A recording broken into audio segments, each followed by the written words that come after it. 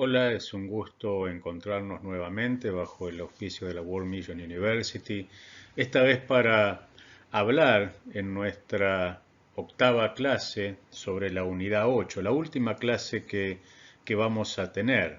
Sobre sociología de la religión, veremos algunos aspectos vinculados a la organización religiosa y principalmente quisiera hablarte de un concepto que cada uno de nosotros, en mi perspectiva, deberíamos tener en cuenta a la hora de poder comprender el fenómeno religioso en nuestros ámbitos, incluso dentro del ámbito evangélico, y que los estudiosos del tema llaman religión vivida.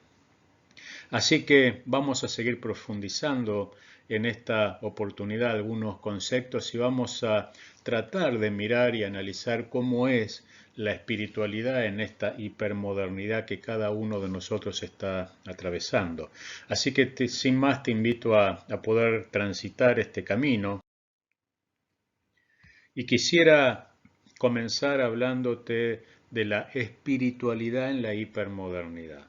Si bien la palabra espiritualidad es amplia, es vaga, es ambigua, es una forma de describir un conjunto, ¿sí?, de manifestaciones espirituales que tienen las personas, de experiencias emocionales que tienen que ver con la fe y las creencias de las personas. Vamos a ver ahora en un rato que las personas tienden a ir yuxtaponiendo como si fuera una imbrincada trama de lana, como si fuera un tejido superpuesto, las distintas experiencias que han tenido a lo largo de su vida y de todo eso van logrando una experiencia particular y una forma o una manera de ver y de apreciar la fe en lo cotidiano. Pero estamos bajo el signo, como decíamos, de la hipermodernidad.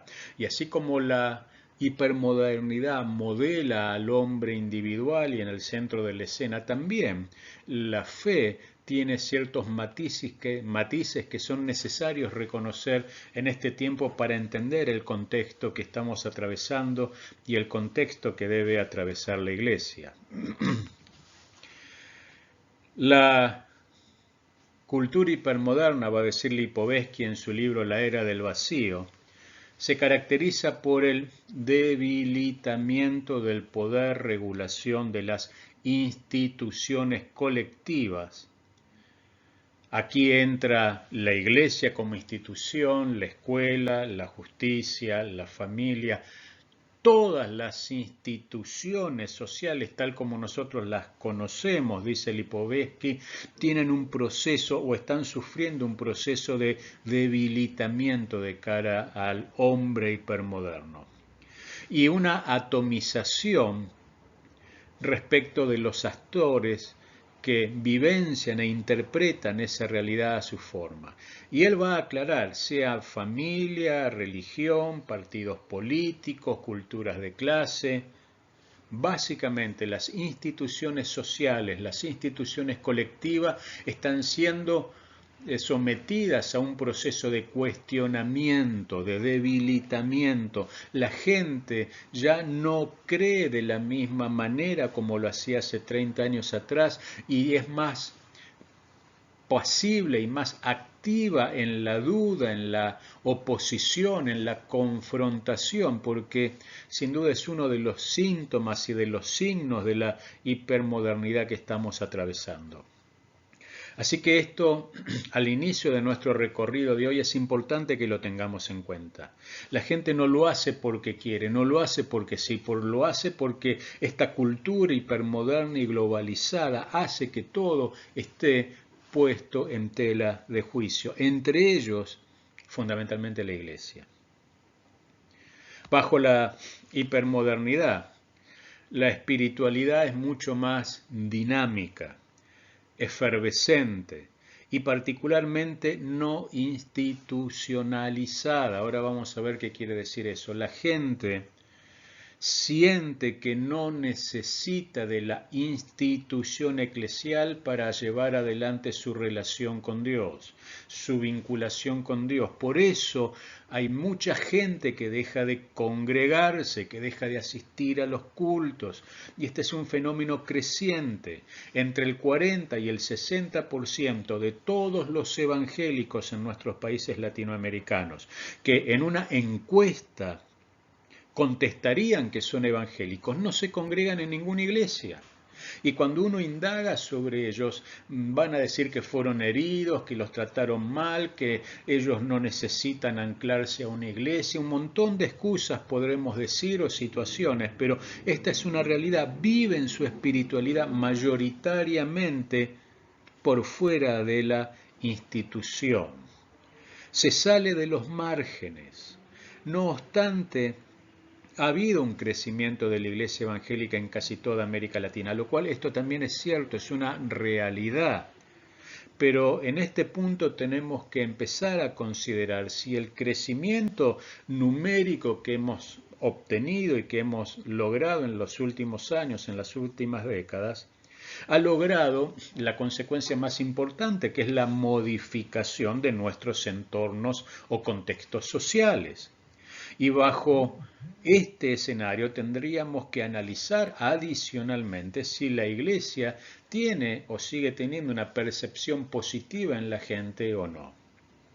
Nos vamos a dar cuenta que si bien la Iglesia evangélica creció, ese crecimiento no ha sido el suficiente, o por lo menos nosotros no hemos sabido desarrollar y bajar esa transformación individual al contexto social.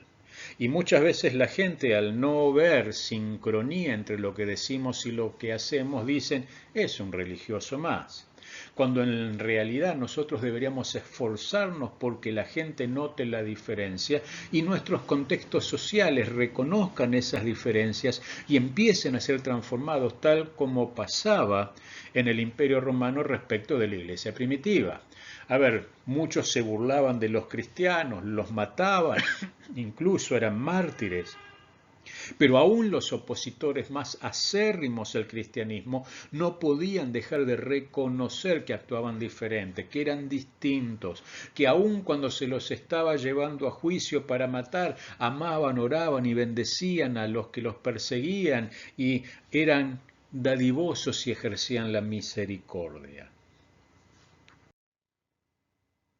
La espiritualidad en la hipermodernidad, como decíamos, tiene particularidades, pero detengámonos por unos instantes en el crecimiento que ha tenido la Iglesia evangélica en nuestro continente latinoamericano. En Argentina, por ejemplo, en 10 años, casi en 10 años pasaron del 9% del total poblacional al 15,3%. Para una sola década es un crecimiento significativo. Debemos recordar que para el año 1940, 1950 no llegábamos al 5% de la población. La misma tendencia la podemos observar en la mayoría de los países de nuestro continente, como te dije. En México, los evangélicos representan el 9% de la población, el 41% en Guatemala, el 40% en Honduras, el 25% en Brasil, el 18% de los chilenos son evangélicos, el 10% en Colombia, el 15% en Perú, el 18% en Panamá, el 33% de la población puertorriqueña es evangélica. En la mayoría de nuestros países, la Iglesia evangélica ha venido creciendo en las últimas décadas y sigue con la línea de curva ascendente de crecimiento, y esto es bueno.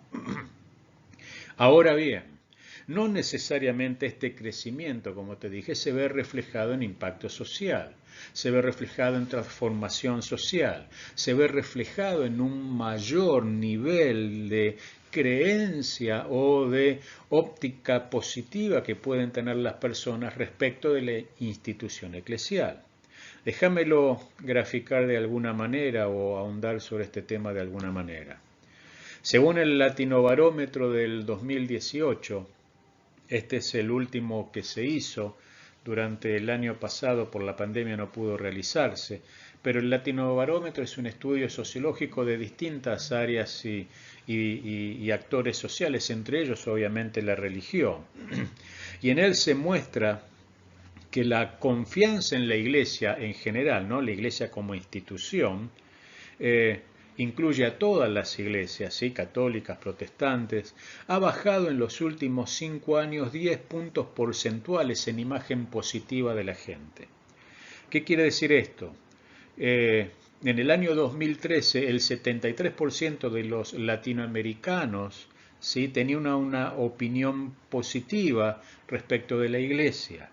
Esto bajó y en el 2018 solo el 63% confía en la Iglesia o la ve como una institución digna de confianza, lo cual es un dato altamente alarmante y significativo porque quiere decir que 6 de cada 10 latinoamericanos a los cuales tenemos que predicarle no confía en la Iglesia, no cree en la institución Iglesia. La gente confía menos en la Iglesia, pero por el contrario, su fe en Dios no ha sufrido baja, dado que el 89% de los latinoamericanos en promedio sigue diciendo que cree en Dios, según Pew Research Center. Entonces, Pew Research viene a validar que no ha menguado la fe en Dios, pero lo que sí ha decaído es la confianza en la Iglesia. Y esto no habla de Dios. En realidad estos números hablan de cada uno de nosotros.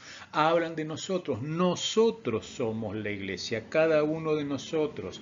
En nuestro contexto cotidiano, en nuestro trabajo, en nuestro estudio, en el transporte público, de cara a nuestros vecinos, ante nuestros familiares.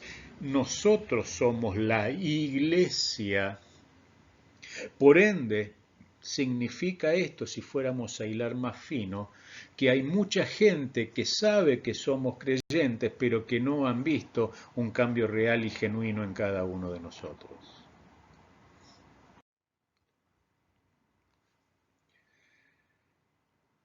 La hipermodernidad nos lleva a una espiritualidad no institucionalizada, fuera de los marcos de la institución.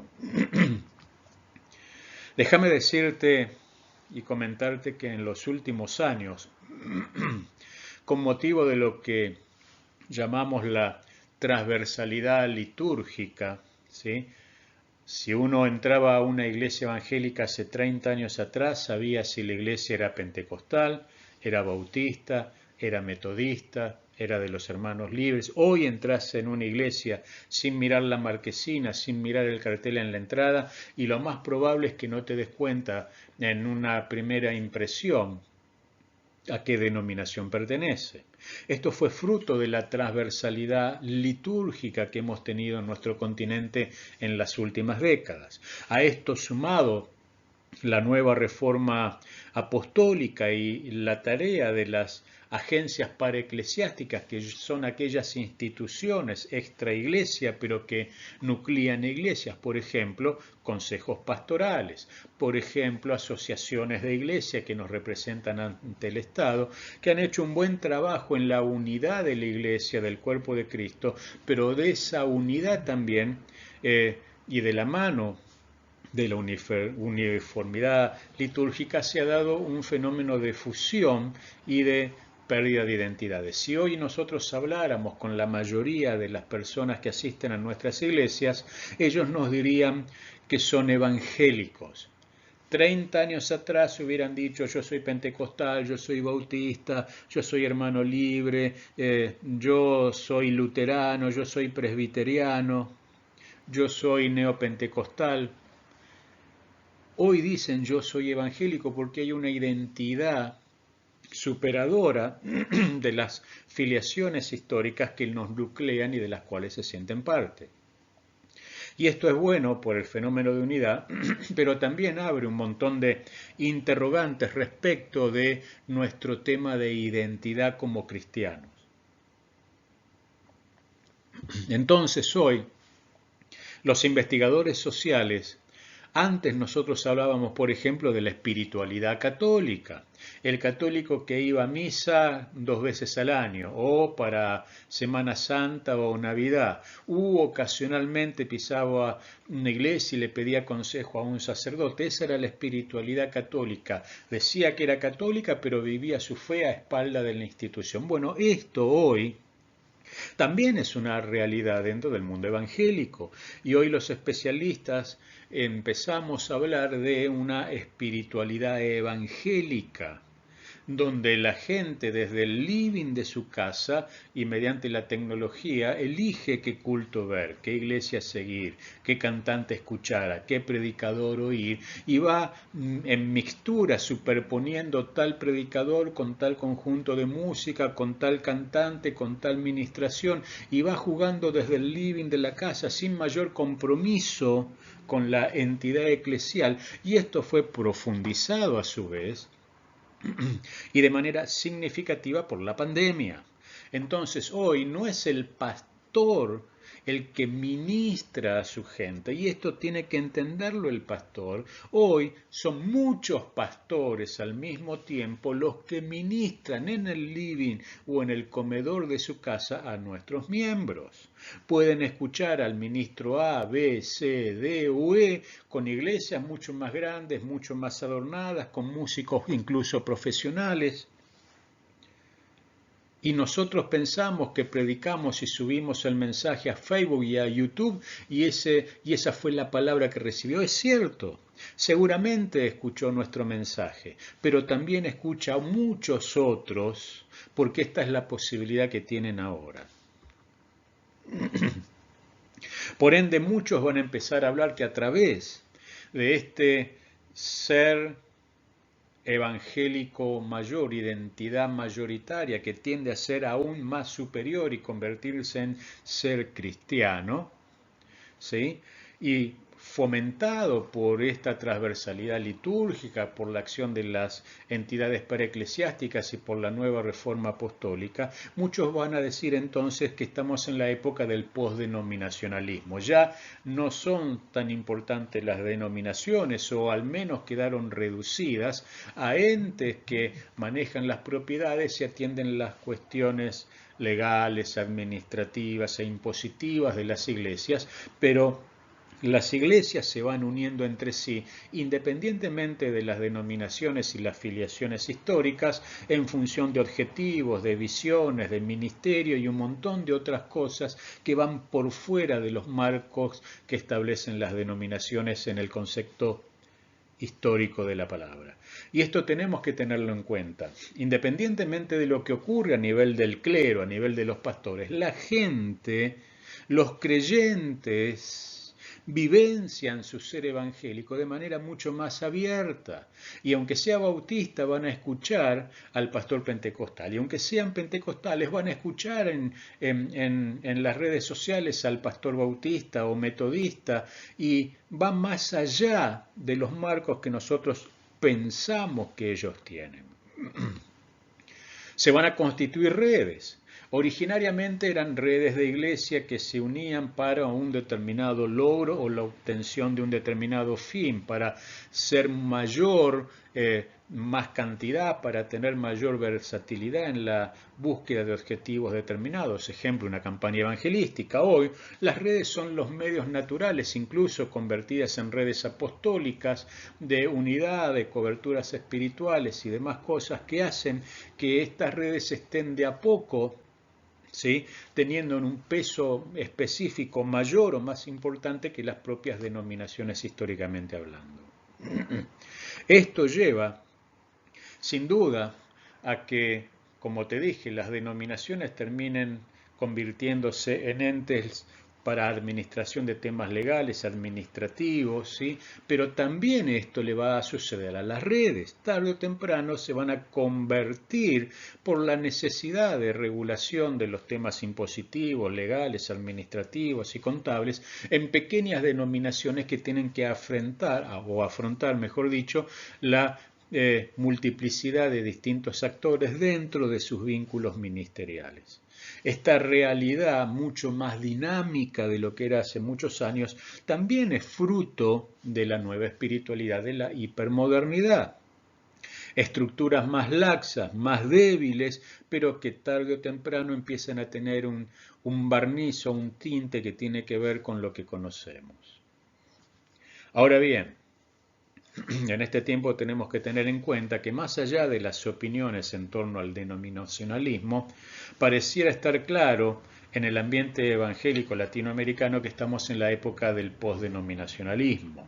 Y esto abre un montón de preguntas respecto del desarrollo ministerial para las misiones, para la misión transcultural y para el ser iglesia y la representatividad de cada una de las iglesias intramuros, pero también extramuros, frente a la sociedad.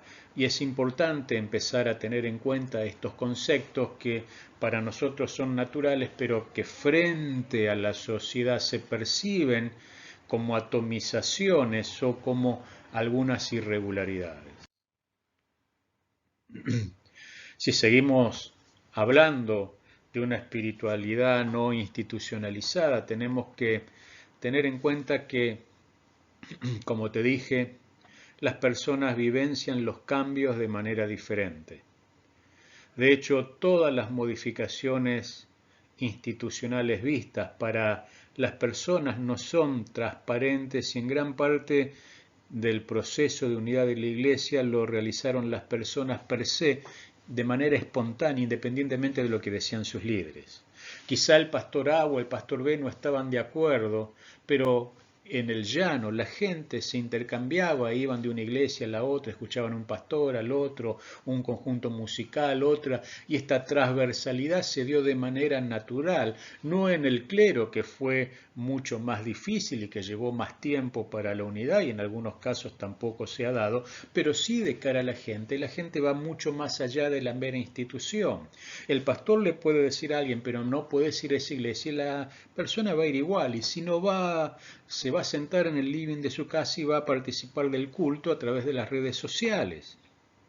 Entonces, si bien esto es sólido para la unidad de la Iglesia, también despierta ciertas suspicacias porque entonces la identidad pasa a tener una perspectiva más globalizada, ¿sí?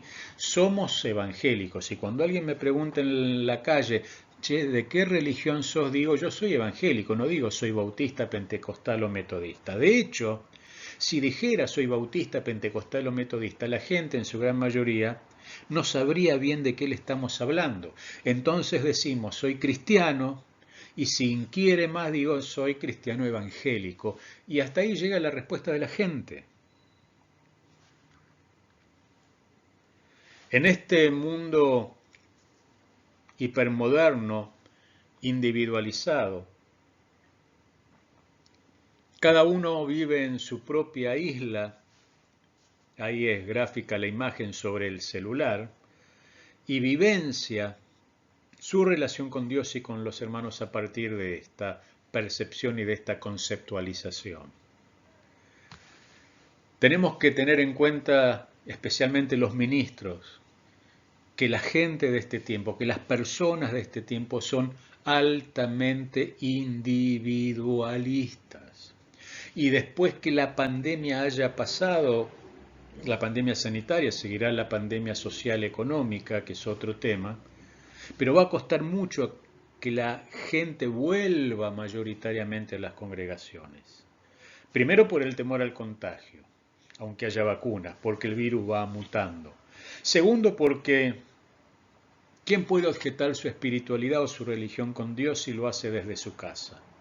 Entonces, esta característica de individualismo es lo común en esta época hipermoderna y los ministros vamos a tener que aprender a trabajar esto y realmente la gente va a participar y va a querer volver a las congregaciones cuando realmente ocurra lo que pasaba, por ejemplo, en la iglesia primitiva, ¿no? Haya realmente manifestación de espíritu y de poder, haya algo que solamente se puede conseguir yendo. Pero este perfil individualista es real, está vigente y debemos tenerlo en cuenta. Es una espiritualidad en consecuencia personal. El pastor me puede dar un montón de recomendaciones y consejos. Yo voy a retener lo que me parezca bien, que esto es lo que hace en definitiva la gente. Si ustedes se fijan, cuando la gente les pide consejo o consejería pastoral, generalmente vienen con una idea y lo que están buscando es simplemente que le ratificamos la decisión que ellos ya tomaron. Uno les puede decir, mirá, vos habrás tomado esta decisión, pero conforme a la palabra es esto, y seguramente si lo que le decimos no confirma su decisión, a la hora de sopesar, la gran mayoría de las personas, no todas sin duda, pero una amplia mayoría, va a seguir adelante con su opinión, porque ya lo que decidió, su espiritualidad es personal. Esto también es importante que lo tengamos en cuenta. Tenemos que tener en cuenta que la gente propende a la administración selectiva. ¿Qué quiere decir la administración selectiva? A mí me gusta como predica, no voy a dar nombres por supuesto, el pastor A, el apóstol B, el evangelista C. Mi pastor lo amo a mi pastor, pero a mí me gusta la predicación de A, de B o de C. Amo a los jóvenes de la iglesia y a los hermanos que ministran en la iglesia, pero cuando yo tengo que escuchar alabanza siempre pongo al músico A o al conjunto B. Y van seleccionando como si fuera un estante de distintas mercaderías espirituales para ir llenando su necesidad puntual. Y si está enfermo pondrá al ministro H porque Dios lo usa en sanidad. Y así va construyendo desde la comodidad de su hogar su espiritualidad de manera selectiva e incluso escogiendo su ministración de manera selectiva, independientemente de lo que diga su pastor. Esta también es una realidad que en la hipermodernidad tenemos que tener en cuenta. Yo hablo y suelo mencionar lo que llamo cultura de la plataforma. Todos quisiéramos tener una iglesia con 25 músicos en plataforma y las iglesias que pueden tenerlo está perfecto y está muy bueno. Pero es como que el mundo evangélico latinoamericano se centró en la cultura de la plataforma. Y nos olvidamos que en realidad los pastores somos instrumentos y los adoradores también. Lo único que ellos tienen que hacer y tenemos que hacer es llevar a la congregación a adorar a Dios, pero el que tiene que tener el protagonismo único y central es Dios, no el adorador, no el conjunto musical, pero hemos transformado mediante la cultura de la plataforma, del evento, la espiritualidad de la gente en el show de la fe, en la cultura del evento, y esto ahora es lo que estamos cosechando, porque todos quieren seguir teniendo y ver y escuchar los 25 músicos en plataforma, aunque en mi iglesia haya un guitarrista y un tecladista, pero entonces van a preferir escuchar por las redes a tal o cual músico. Esta cultura del evento incluso está socapando los principios identitarios y de participación comunitaria. Es un tema para reflexionar e incluso ha matado la misión porque nos hemos encerrado tanto en nuestras paredes para disfrutar el show que nos olvidamos que en realidad la misión está fuera de la iglesia.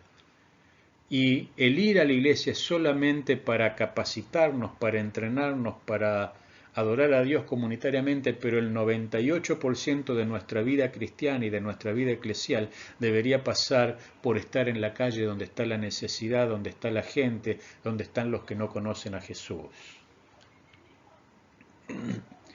En este orden de ideas, deberíamos desarrollar, y más en estos tiempos pandémicos, un seguimiento dinámico de las personas.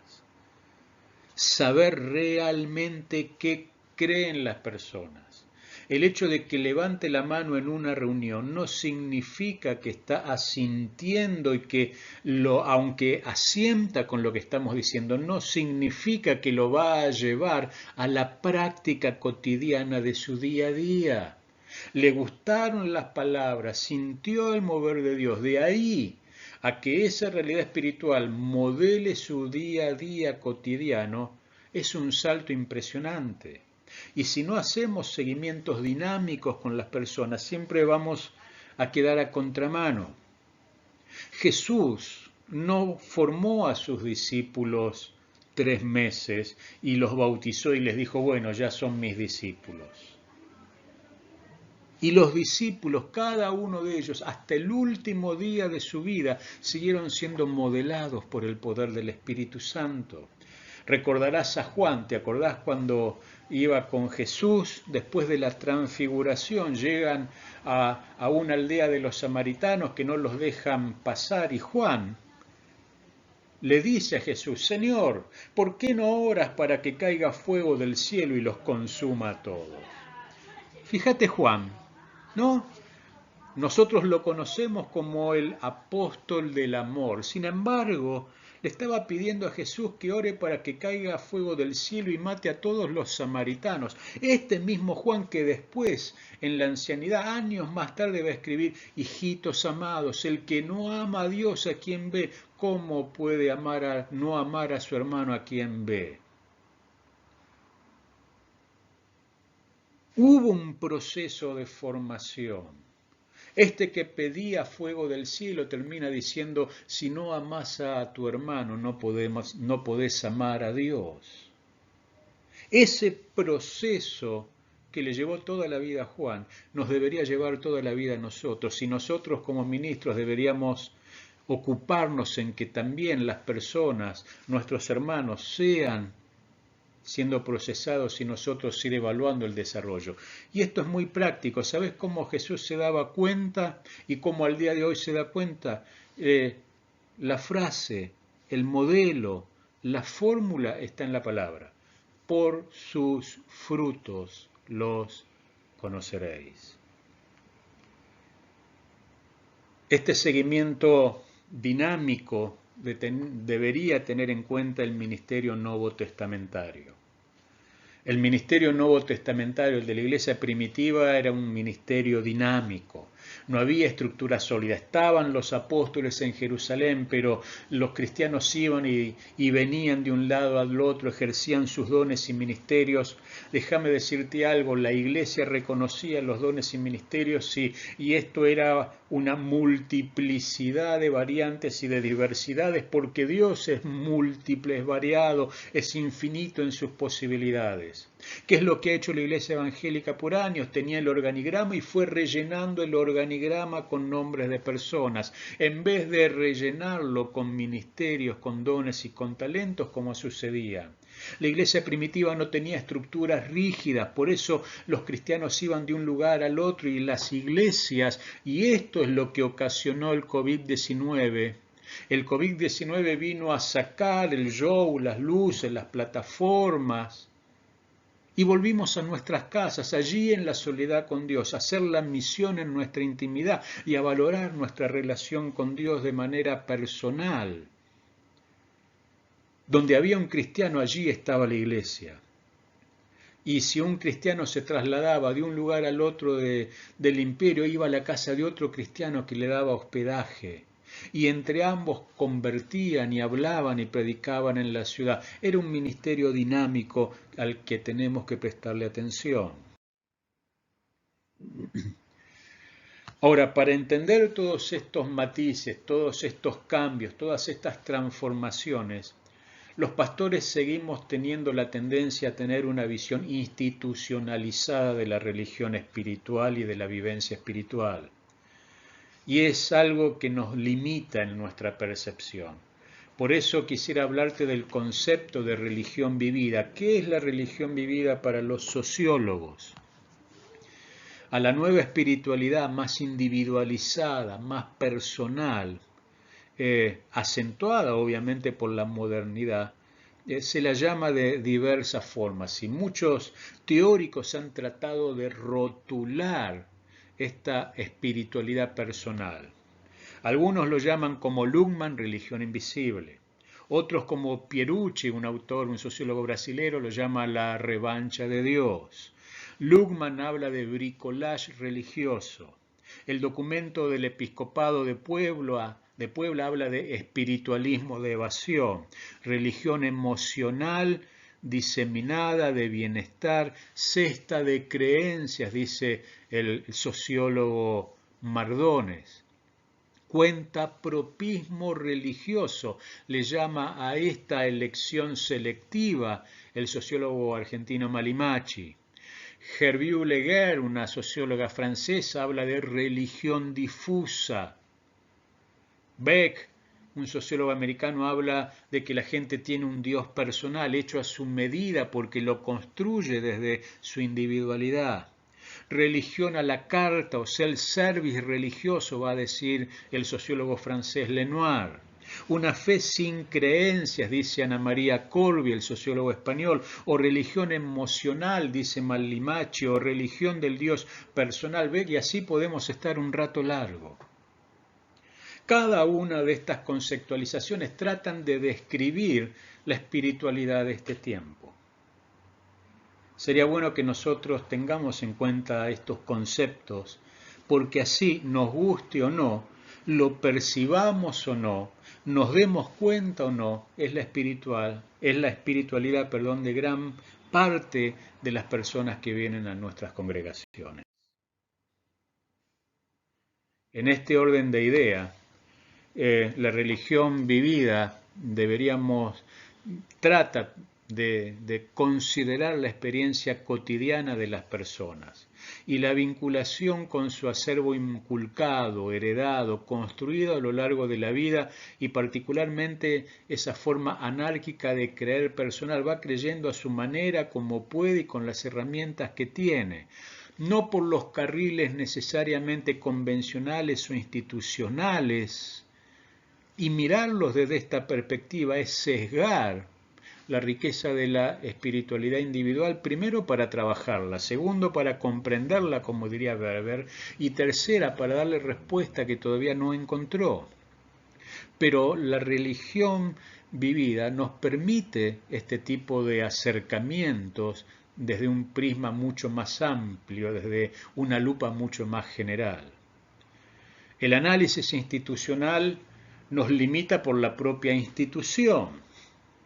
Sin embargo, la óptica de la religión vivida busca indagar no en lo que dice la institución, sino en lo que creen las personas fehacientemente, en cómo lo vivencian en su diario caminar y cómo sus vidas son transformadas a partir de lo que ellos creen, que no necesariamente está anclado en el dogma o en la creencia institucional.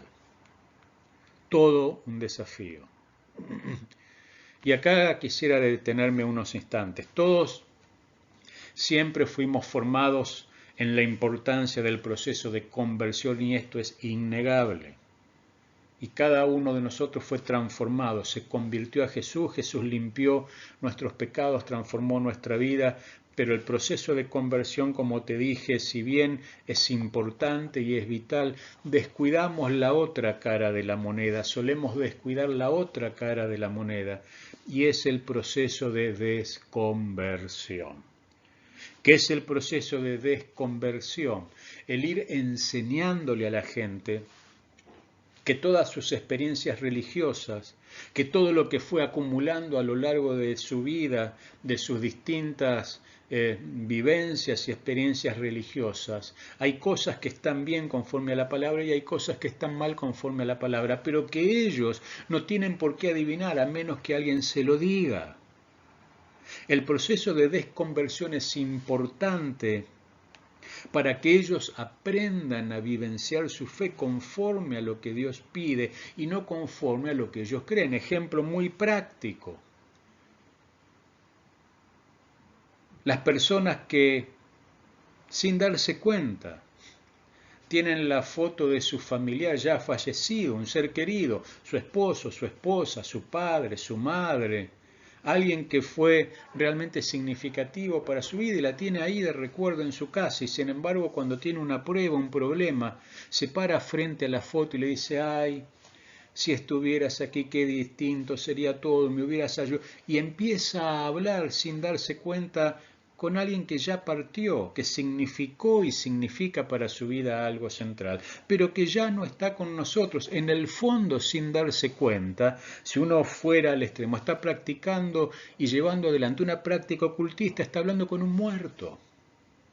de todo este tipo de cosas. Si alguna vez consultó el horóscopo, le leyeron las cartas y un montón de otras herramientas de espiritualidad moderna, hay que decirles eso estuvo mal, es pecado, no lo tenés que hacer más. Si obviamos todo el proceso de desconversión, la conversión no es que queda trunca, pero sí su vida cristiana sufre problemas y crece de manera mediocre. Siguiendo a Iván Petrella, un sociólogo argentino radicado en Estados Unidos hace muchos años, él va a afirmar y decir que las religiones son, para bien o para mal, nos gusten o no, un fenómeno global, universal y esencial al ser humano, y estamos totalmente de acuerdo. Precisamente por la globalidad es que las personas en la hipermodernidad tienen estas características que estamos detallando. Avancemos un poco más. El enfoque de la religión vivida pretende acentuar la importancia de los actores de la fe, nos va a decir Hugo Rabia, no de la institución religiosa, sino de los actores de la fe. ¿Quiénes son los actores de la fe? Los creyentes.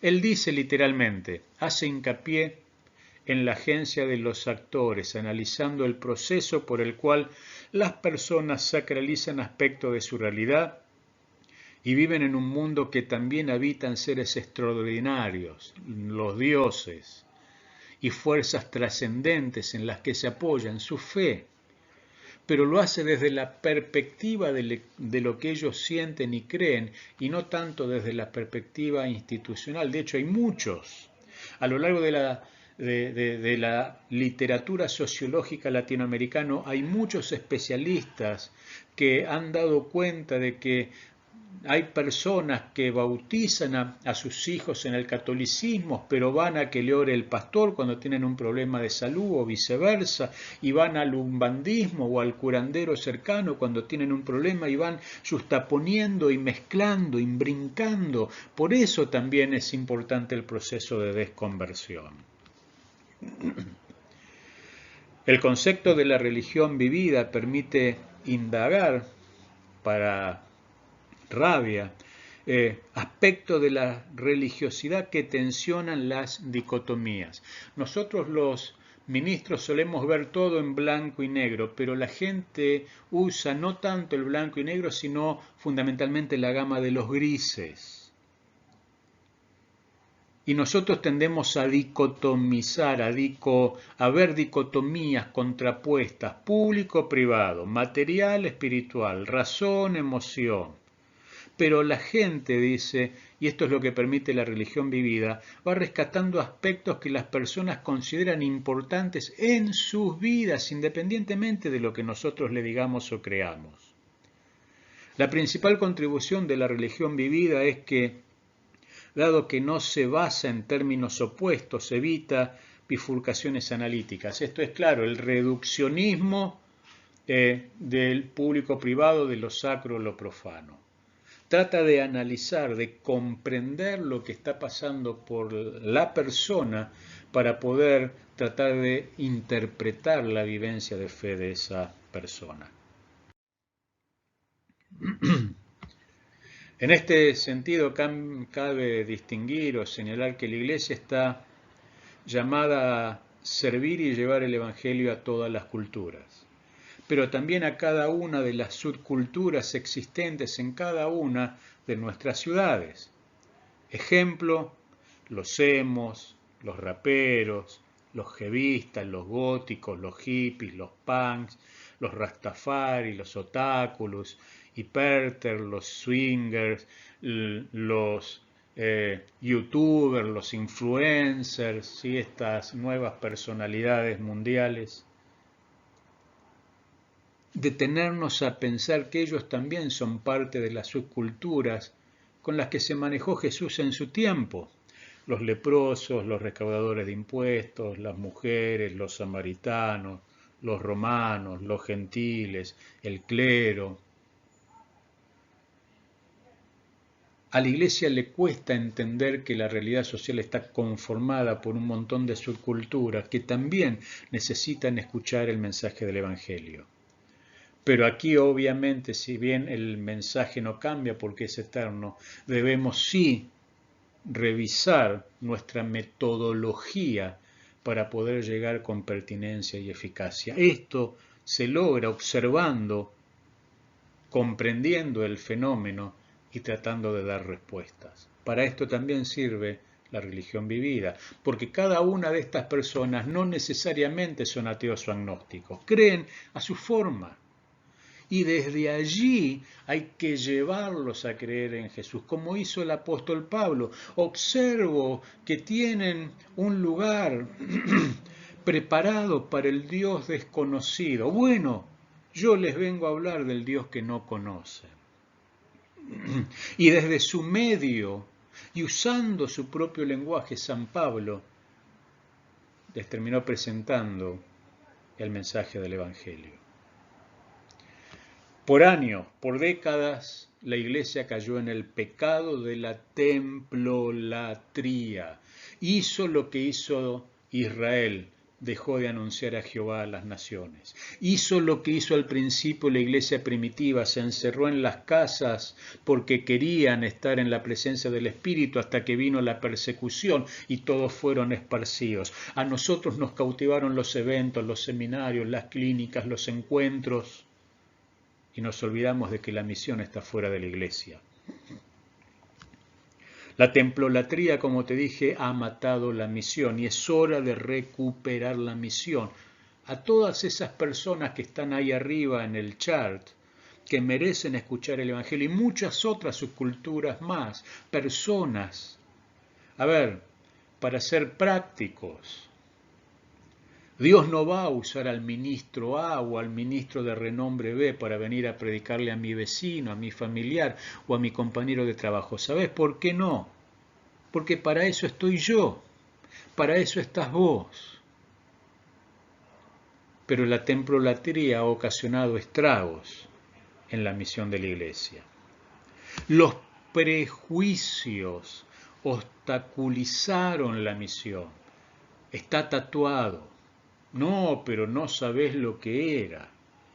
Como si Jesús alguna vez hubiera rechazado a los pecadores por su condición de pecadores. Dice la palabra, comía con ellos, compartía con ellos. De hecho, lee Lucas 9 y Lucas 10. Vas a ver la misión de los 12 y de los 70. Las instrucciones son exactamente las mismas. Cuando entren a una ciudad, primero les dice no lleven bolsa, alforja, comida, ni 2 túnicas, nada. Esto es, dependan de Dios. Lo segundo les dice, cuando entren a una ciudad, bendigan a todos.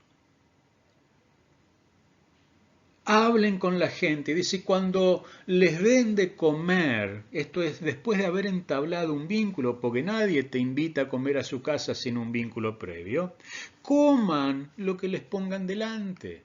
Esto es, sean gentiles, relaciónense, tomen contacto con las personas, coman lo que ellos les dan.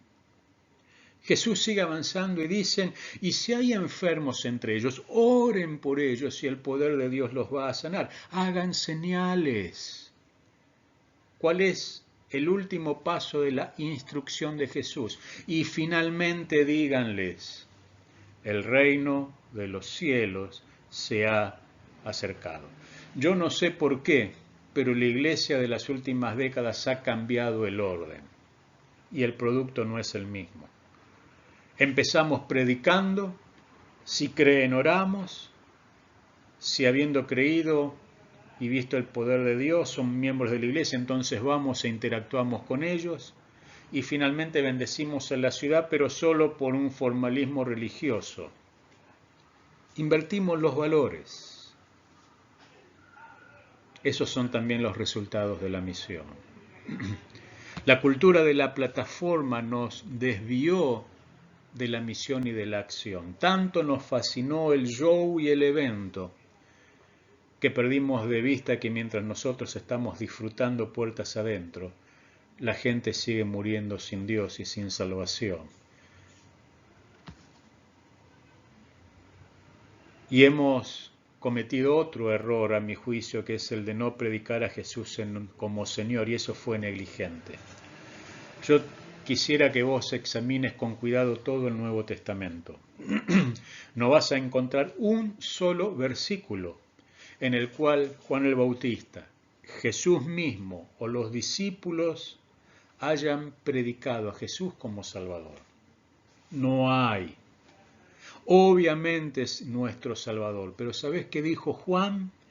He aquí el Cordero de Dios. ¿Sabés qué dijo Juan el Bautista? El reino de los cielos se ha acercado. Así comenzó la predicación Jesús. Lucas 4:12. El reino de los cielos se ha acercado. Todo reino tiene un rey, tiene un señor. El mensaje de Jesús era: yo soy el Señor. Y en el contexto del Imperio Romano, el único señor era el César, por eso empiezan a perseguir a los cristianos, porque los cristianos empiezan a decir: no, hay otro señor mayor que el César, es Jesús. Y se va a poner en pie en el primer sermón de la iglesia cristiana, San Pedro, el apóstol Pedro, y va a decir, hablándole a los judíos: sepa pues ciertísimamente la casa de Israel, que a este Jesús a quien vosotros crucificasteis, Hechos 2:33, Dios le ha hecho Señor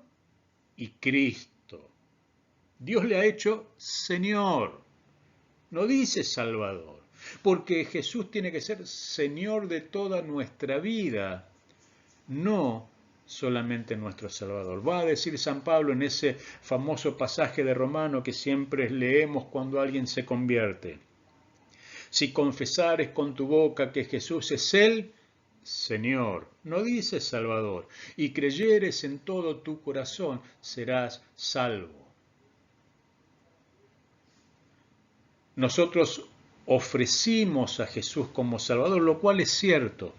Pero Jesús se constituyó en Salvador de muchos, pero no en Señor de sus vidas. Entonces hay áreas de su vida que la gente sigue manejando a su antojo, y este fue un error de la Iglesia. Para comprender todo este tipo de situaciones dinámicas y complejas, obviamente nos ayuda el concepto de religión vivida. Y finalmente, el COVID-19 modificó dramáticamente la situación de la espiritualidad. Así que, pandemia de por medio, deberíamos reflexionar en cómo en el mundo pospandémico desarrollar nuestra misión sin volver a cometer estos errores. Y para eso la sociología, sin duda, nos da muchas herramientas y pone a nuestra disposición muchos métodos para comprender a las personas, la fe de las personas, el relacionamiento de esas personas con Dios y llevar adelante nuestra misión. Ha sido un gusto, espero que te haya sido de utilidad, y cualquier duda, ahí está el mail para seguir comunicándote. Un gusto haber compartido esta clase contigo.